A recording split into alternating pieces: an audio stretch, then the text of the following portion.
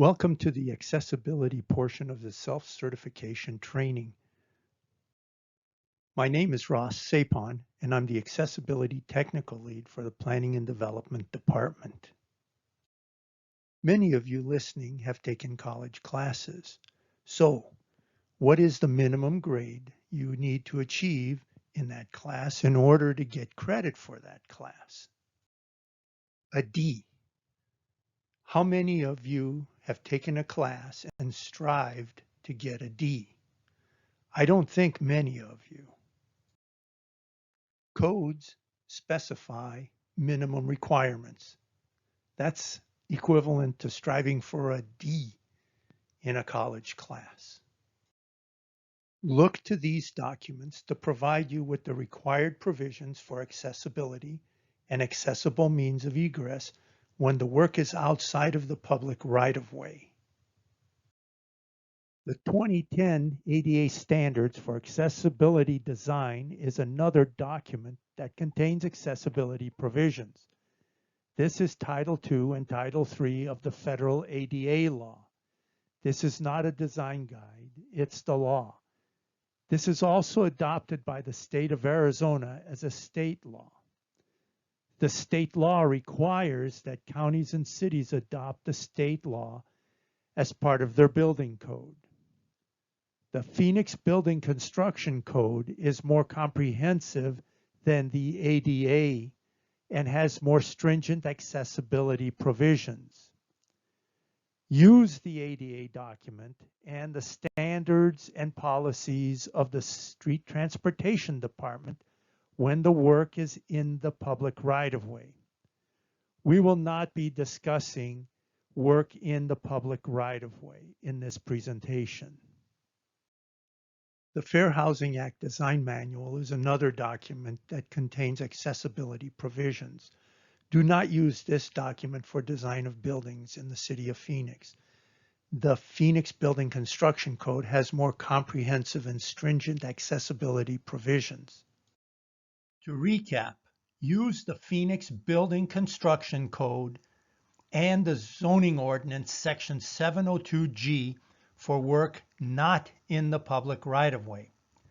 Use the 2010 ADA Standards for Accessible Design along with standards and policies of the Street Transportation Department for work in the public right-of-way.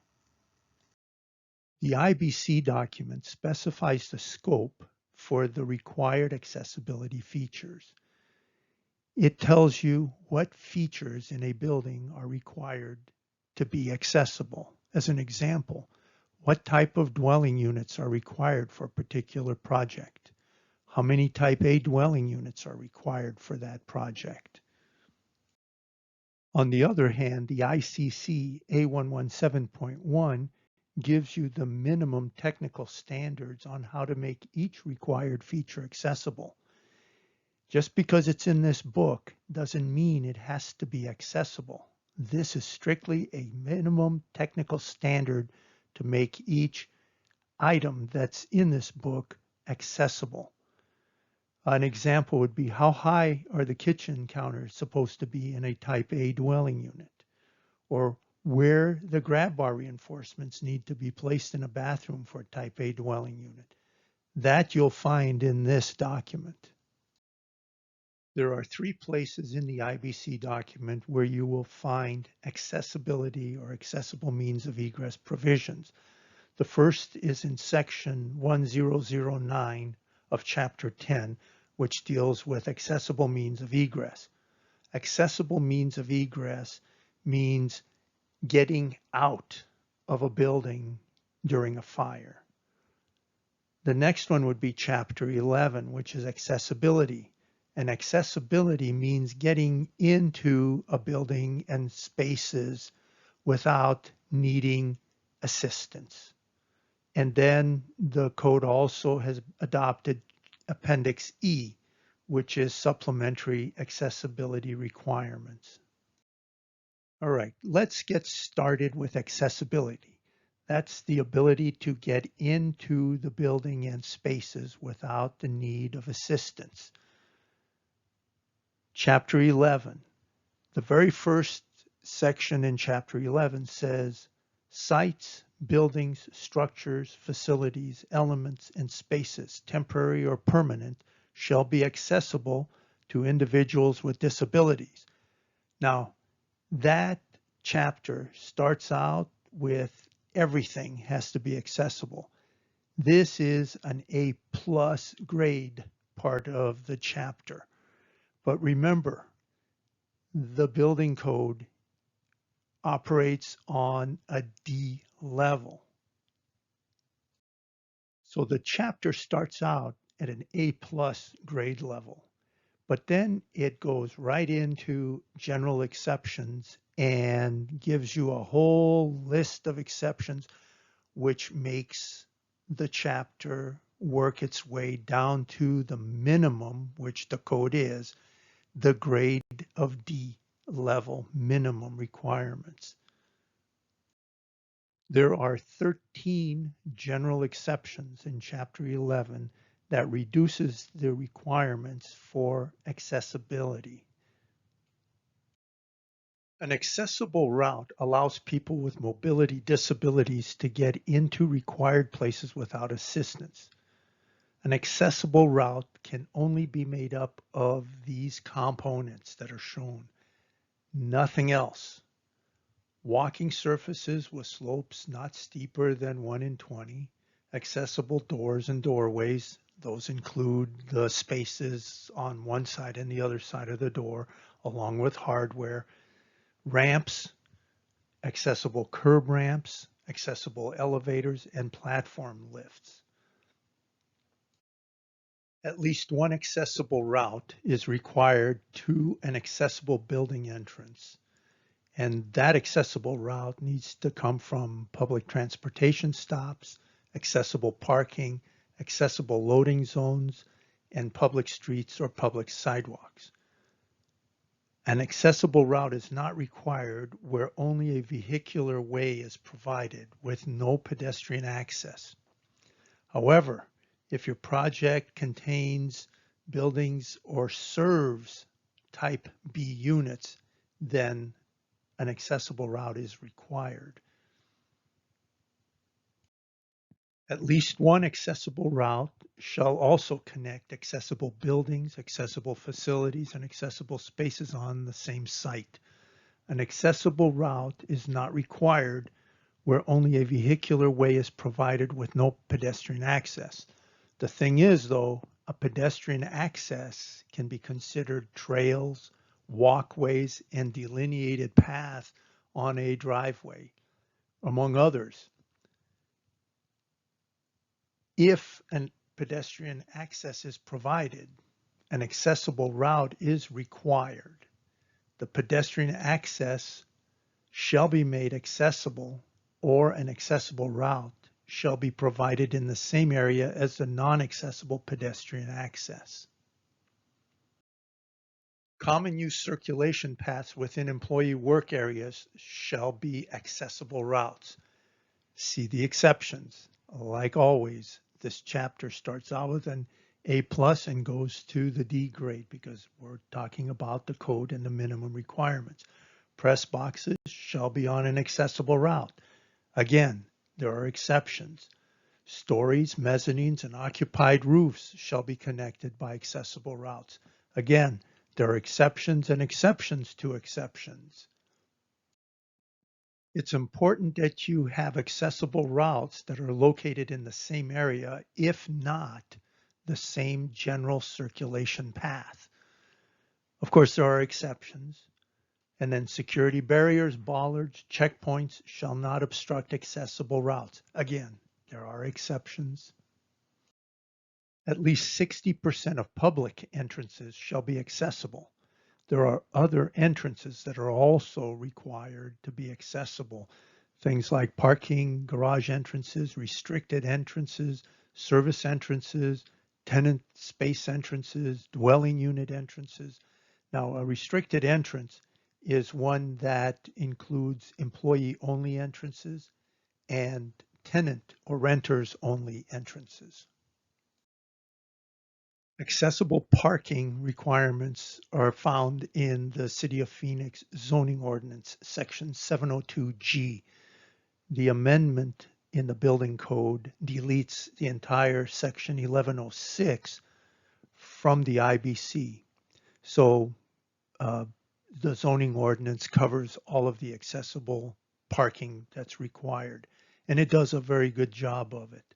Other helpful documents include the city parking required guidelines and the accessibility parking standards. Both are TRT documents. It's important to know what the difference is between a dwelling unit and a sleeping unit. Dwelling units include living, sleeping, eating, cooking, and sanitation facilities. A sleeping unit is a unit that includes sleeping and either cooking or sanitation, but not both. The building code specifies three different types of dwelling or sleeping units. The accessible unit, which is ready to use, fully accessible, has all the grab bars, the forward approach spaces and everything. It doesn't need anything else to be added to make it accessible.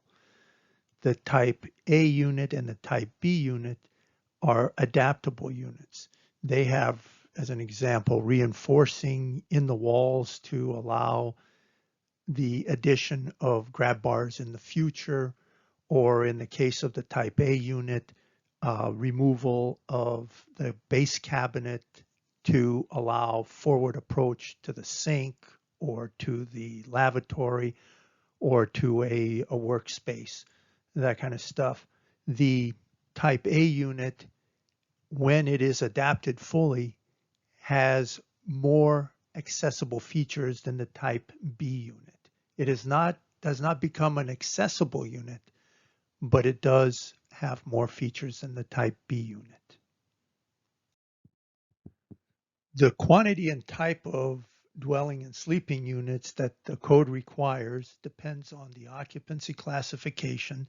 In this case would be group I or group R, the specific use, and the total quantity of units in the building and on the project. Two important terms are transient and intended to be occupied as a residence.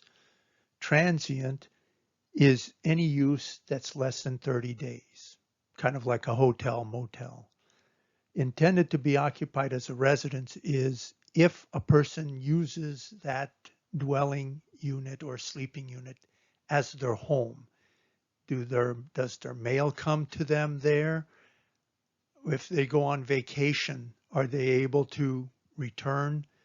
If they use it as a home, like you would as a home, then it is intended to be occupied as a residence. Special occupancies in Chapter 11, assembly occupancies with fixed seating. If a service or facility is provided that is not accessible, it shall be provided on an accessible level and be accessible. Each wheelchair space shall be provided with a companion seat. Now, an assembly space with folding chairs does not have to have wheelchair spaces and companion seats. However, an accessible route has to be provided to an assembly space, and any common use built-in features in that space have to be accessible. Lawn seating assembly areas without fixed seats or exterior overflow assembly seating areas without fixed seats need to have an accessible route to get to the area, but there are no wheelchair spaces or companion seats that are required. Interior and exterior floor areas for dining and drinking assembly areas shall be accessible. There are some exceptions. One of the interesting things is the ADA regulates built-in features exclusively. Loose tables and chairs are outside of the ADA's scope. However, built-in features and loose tables and chairs in dining and drinking assembly areas are regulated by the Phoenix Building Construction Code. Self-service storage facilities. Accessible individual self-storage spaces shall be provided. They can be provided in one building and on a single story. They don't have to be dispersed throughout all the different buildings and different stories. Accessible self-storage spaces shall be of the various classes and spaces available, however. And accessible storage units have to have a door that is accessible from the outside and from the inside. An accessible space is required to have accessible means of egress. So whatever straps you're putting on the outside to make it accessible to get in, you have to put those same straps on the inside in order to make it accessible to get out. Courtrooms shall be accessible. Jury boxes shall have a wheelchair space, but they don't require a companion seat. Fixed gallery seating shall have wheelchair spaces and companion seats. If you don't have a gallery with fixed seating, then that gallery has to be on an accessible route, but wheelchair spaces and companion seats are not required. Elevated workstations can be accessed by wheelchair lifts. That's one of the allowable spaces where you can use a wheelchair lift. All toilet and bathing rooms shall be accessible. There are some limited exceptions. And you have to provide a single user facility where you have an assembly or mercantile occupancy. 5%, but not less than one, sink shall be accessible. Kitchens and kitchenettes shall be accessible. Drinking fountains shall be provided in pairs, one for wheelchair height and one for standing height. Saunas and steam rooms shall be accessible. Elevators on accessible routes shall be accessible. Fixed built-in storage. You need 5%, but not less than one of those need to be accessible. Wheelchair lifts can be used as a component of an accessible route, but they are limited. And there's a list, and I have it here. There are 10 places where a wheelchair lift is allowed for an accessible route. I'm not going to read these out. They're listed in the code in the Chapter 11. Detectable warnings are only required at passenger transit platform edges that are bordering a drop-off that is not protected by guards or screens. They are not required at bus stops. For public right-of-way work, refer to the ADA and the standards and policies of the City of Phoenix Street Transportation Department. Seating at tables, counters, and work surfaces. 5%, but not less than one of those need to be accessible.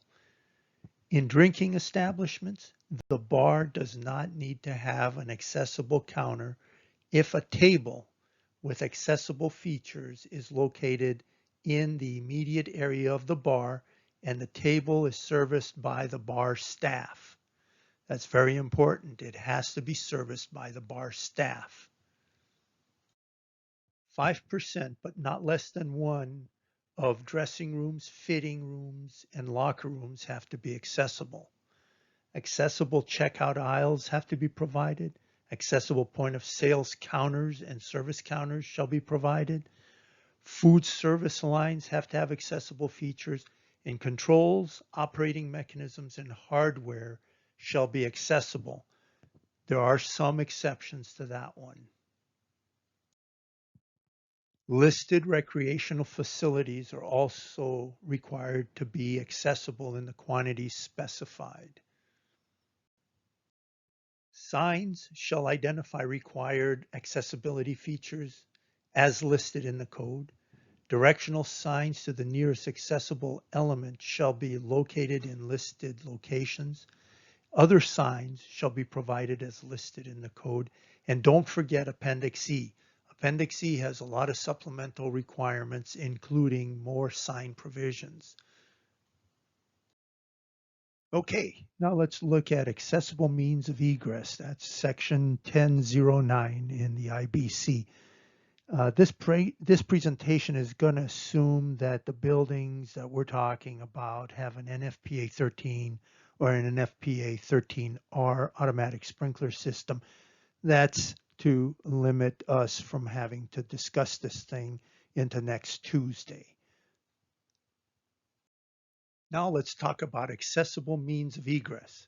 That's getting out of a building or space during a fire. An accessible means of egress is required from all required accessible spaces. So if a space is accessible, it requires an accessible means of egress. If one means of egress is required, then it shall be an accessible means of egress. If more than one means of egress is required, then not less than 2 accessible means of egress shall be provided. There's never a requirement for more than 2 accessible means of egress from a space. Remember, the building code is the minimum. It rattles around at the D grade level. An accessible means of egress is not the same thing as an accessible route. An accessible route may be part of an accessible means of egress, but it doesn't have to be the entire accessible means of egress. Remember, an accessible route has those components listed on the right side of this slide. Only those components are allowed in an accessible route. If you look at the left side of the slide, you can realize that there are additional components that are allowed in an accessible means of egress. An accessible means of egress includes all those components for an accessible route, but in addition, it includes interior exit stairways, interior exit access stairways that are between stories only, exterior exit stairways, horizontal exits, areas of refuge, and exterior area of assisted rescue. So an accessible means of egress includes stairways. Well, if you have a mobility disability, you're not going to be able to use a stairway to get into a space very easily. However, to get out of a space during a fire, a stairway that meets certain criteria is perfectly acceptable as an accessible means of egress component. You don't need assistance to use an accessible route to get into the required accessible spaces or buildings. However, when a fire emergency occurs, you sometimes cannot just turn around and use the same route that you came in on to get out if you have a mobility disability. You might need assistance to get out when on an accessible means of egress, and that's very important to remember. An accessible means of egress has to get you from an accessible space within a building or an area out to the public way. There are differences between an accessible means of egress stairway and a regular means of egress stairway. Number one, for an accessible means of egress stairway, the risers have to be solid. You cannot use an exit access stairway to connect 2 levels in the same story unless that is from a mezzanine. And you cannot use an exterior exit stair out on site in the exit discharge to public way portion of the means of egress unless an exterior area of assisted rescue is provided on the egress side of the stair.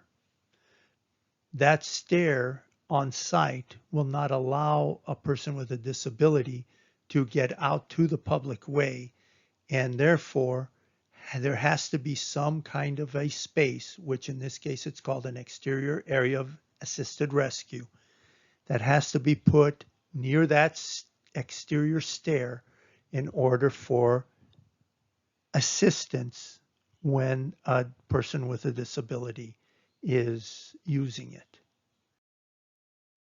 If you have a floor level that's 4 stories above the level of exit discharge, then you will be required to have an accessible means of egress elevator. The elevator does not have to open onto stories that have horizontal exits on them. All accessible means of egress elevators are required to have standby power and two-way communication. If you have a required accessible floor level that is 4 or more stories below the level of exit discharge, you will be required to have an accessible means of egress elevator. The horizontal exit exception does not apply to basement conditions. Accessible means of egress elevators are required to have standby power and two-way communications. This is an example of a platform lift or wheelchair lift.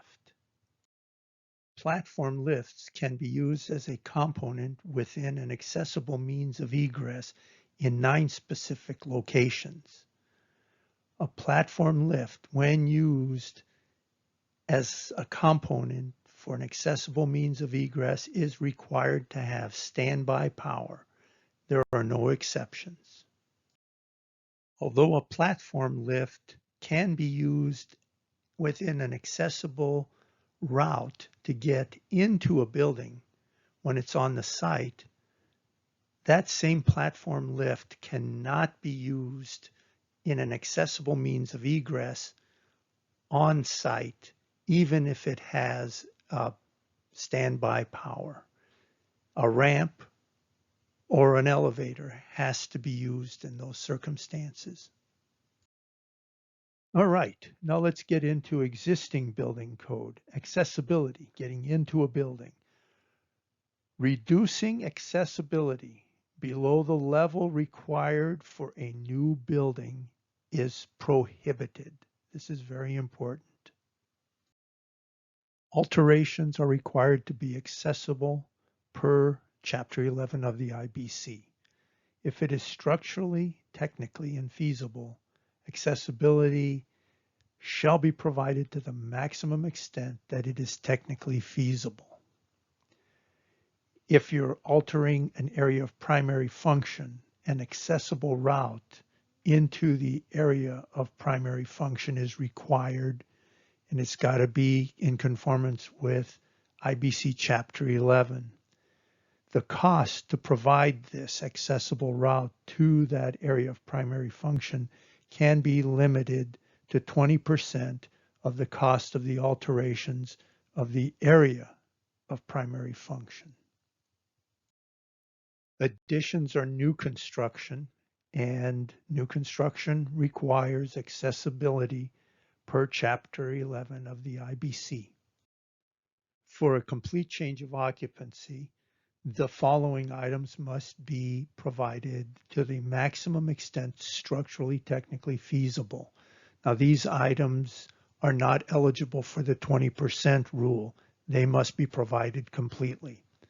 At least one accessible entrance, at least one accessible route from the entrance to the primary function area, signage per IBC section 1111, accessible parking when that parking is included in the project, accessible loading zone when a loading zone is provided in the project, and at least one accessible route from the accessible parking and loading zone to the entrance. Again, only if parking and loading zones are provided in the project. Accessibility has to be provided for historic buildings also, We're not going to go into all the little details, but refer to section 305.9. And then if you're using the prescriptive method, section 507 is what you refer to. And then for class of work method, chapter 12. Now let's talk about accessible means of egress from existing buildings. Additions, those are new construction, so they're required to meet the IBC section 1009. Alterations.